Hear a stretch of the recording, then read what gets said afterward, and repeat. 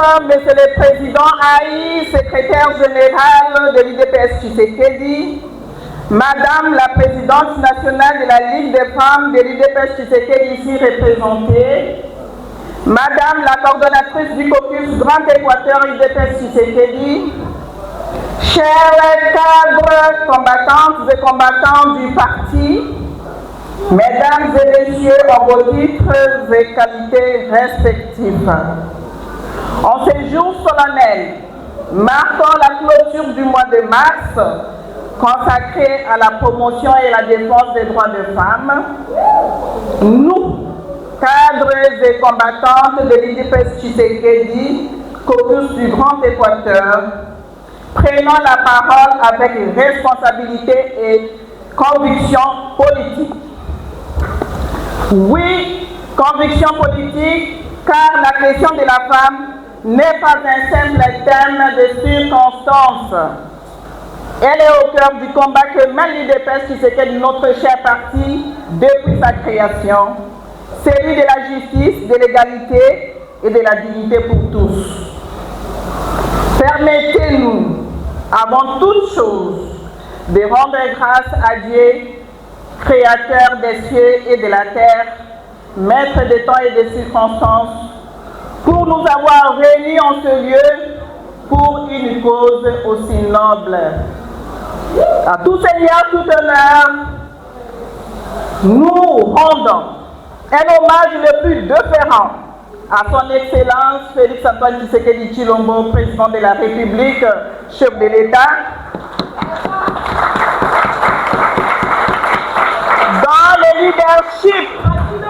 dont le leadership a imprimé une vision claire, faire de la parité hommes et femmes une réalité concrète et non un simple slogan. Sous son impulsion, la masculinité positive est devenue un véritable instrument de transformation sociale et politique, qui appelle à une distribution équilibrée des responsabilités, à une participation pleine et entière de la femme dans la gouvernance de notre pays. D'être à l'avant-garde de cette vision. Cela implique des actes forts, promouvoir la femme dans les sphères de décision, garantir les représentativités effectives et défendre leurs droits.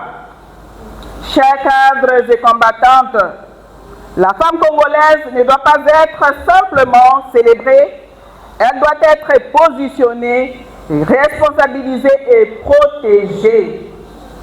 Pour ce faire, le mois des femmes que nous clôturons aujourd'hui doit être compris non comme une fin, mais comme un point de relance. Il nous rappelle que le combat pour l'égalité entre l'homme et la femme est un engagement de tous les jours. En définitive, notre engagement en tant que femme politique doit être clair. Faire de la parité hommes et femmes non seulement un principe, mais aussi une pratique quotidienne. En vous remerciant, vous toutes, de votre aimable attention, vous les mamans surtout, je vous souhaite une excellente cérémonie placée sous le signe de l'unité, de l'engagement, de la promotion effective des droits des femmes.